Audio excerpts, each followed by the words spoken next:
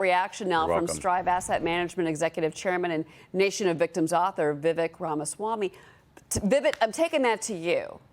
Prince Al-Walid has had that stake in Twitter since 2011. He's now the second largest shareholder in Twitter behind Elon Musk. But what exactly changed here as far as the prince's stake in the company?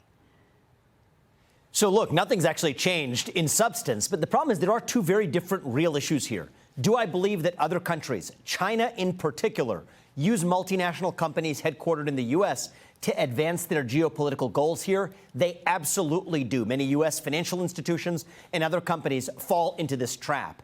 But that is a different issue from applying asymmetric scrutiny to Twitter, which is actually a company where the idea of a Saudi influence on Twitter would not even make the top 10 of your list of concerns of foreign influence operations going through American companies. And so I think this is a politicized move precisely because Elon Musk has signaled that the government is not going to be able to control what speech does or does not get taken down on Twitter, as the government has for the last couple of years. That's a threat to the White House and to President Biden.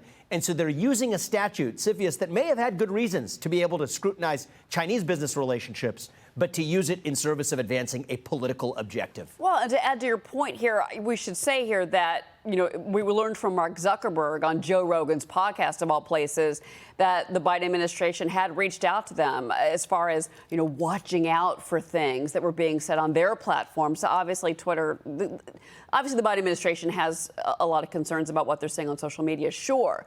Elon Musk, though, says, and this is reportedly, says that there could be a bankruptcy filing at Twitter. And he's got executives that are leaving, executives he's pushed out. What do you make of that? Again, there's a report that was something that he mentioned yesterday. So, look, I think there's little doubt that Twitter is in financial trouble. What Elon said at the start of this process, and I take him at his word, is that this was not a principally financially motivated bet for him, that he wanted to turn Twitter into a free speech platform for the sake of humanity and for the sake of democracy as we know it. And I do believe that free speech is a precondition for a functioning democracy. Now, I personally think that there are ways out of his challenges. At the end of the day, if you transition away from an advertiser-dependent business model to a user-dependent revenue model, then that goes hand in glove with the plan that I think he needs to implement. No viewpoint-based discrimination on the platform, period. No government coordination, period. If you're going to take down content that's supposedly misinformation as false speech, the company has the burden of proving that it's false. And when in doubt, give the power back to the user to decide what they do and don't get to see on the site, rather than making those decisions centrally.